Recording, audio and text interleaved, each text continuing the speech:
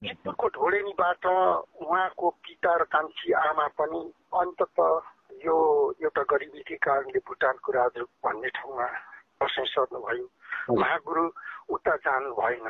उहाँ पुनः जन्मभूमि चुक्चिनामा फर्किएर माता पिताका साथ बस्नुभयो। त्यतिखेर उहाँलाई एउटा लेथिलु भन्ने बारीमा बस्ने क्रम भयो गुरुको।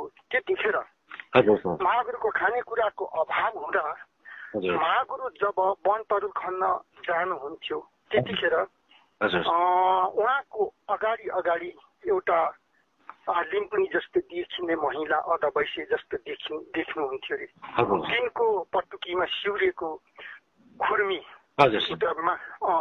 खुर्मीले तरुलको बेलोहरू कट्याउँदै उहाँको अगाडि जान्थे र तिनै तरुलको बेलोहरू महागुरुले पुनः कुटो कोदालोको सहाराले कोट्याउनुहुन्थ्यो। पर्याप्त मात्रामा पाउनुहुन्थ्यो अरे।